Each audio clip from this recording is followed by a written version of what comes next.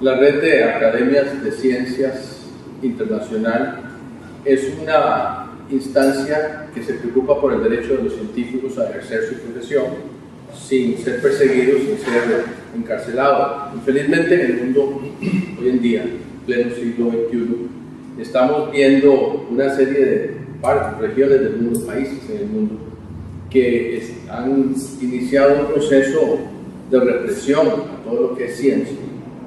Muchos de estos países son países islámicos extremos que están viendo a la ciencia como una amenaza al Islam. Y eso incluye países como Siria, que infelizmente es el peor de los casos, donde hay médicos encarcelados, médicos que han sido asesinados, médicos heridos, detenidos por ejercer su derecho a tratar a cualquier persona, no importa de dónde venga, su etnia, su condición social, cualquier cosa.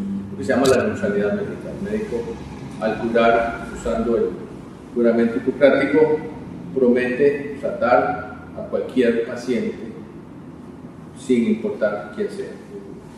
Y eso es lo que ha venido ocurriendo en Siria, donde muchos médicos tratan en los hospitales a pacientes que luego el régimen dice son enemigos, terroristas, y entonces detienen al médico, detienen a las enfermeras, detienen hasta los que manejan la ambulancia. Esta represión generalizada está afectando al desarrollo de la medicina, por supuesto, y de otras ciencias en Siria, donde sencillamente ser médico es casi una amenaza, ¿verdad? Y portar medicamentos en la calle igual implica una ofensa, porque se sospecha inmediatamente que la persona está ayudando a los terroristas. Infelizmente Siria no es el único país donde vemos un deterioro muy grande en los derechos humanos de científicos y otros, de médicos y otros científicos. Tenemos el caso, por ejemplo, de Egipto también, que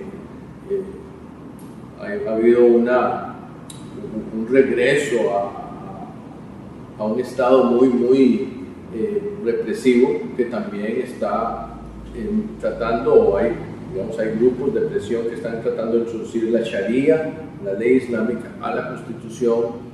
Es un estado que de pronto decreta que las mujeres no pueden estudiar ciertos campos como la química, la ingeniería. Muy antojadizamente, el trato a las mujeres en todos estos países es bastante deplorable, ¿verdad? Por lo menos, digamos, el caso de Egipto, bueno, hay muchas denuncias y hay mucha gente activa tratando de restablecer un sistema más secular, como lo fue Egipto, que era uno de los países progresistas dentro del mundo islámico, y ahora, por supuesto, Turquía, que también ha echado para atrás después de ser un país miembro de la OTAN, un país que aspira a ser miembro de la Unión Europea, y donde de pronto estamos viendo un regreso a esas tradiciones extremistas de represión a cualquier persona que se sospecha es enemiga del régimen.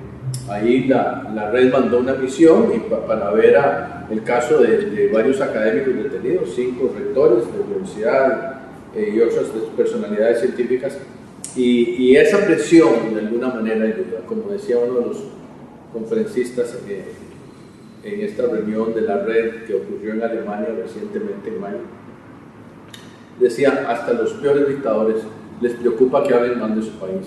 Entonces, con base en ese principio, digamos, en la presión, con cartas, con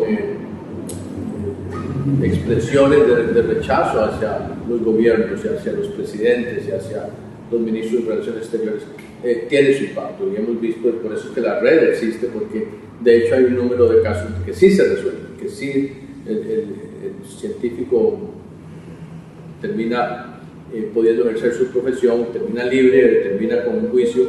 Muchos de los casos en estos países, incluyendo ahora también Turquía, como les decía, es que no hay un proceso debido que se siga, ¿verdad? Sino que es antojadizo. La gente es puesta en la cárcel, acusada a veces por testigos secretos, y puede durar hasta 10 años sin juicio, lo cual ya es también uno de esos casos extremos de abuso al derecho de las personas. No hay derecho de habeas corpus en muchos casos, en fin. De modo que estamos viendo un mundo muy polarizado, muy lleno de estas naciones que rechazan a la ciencia.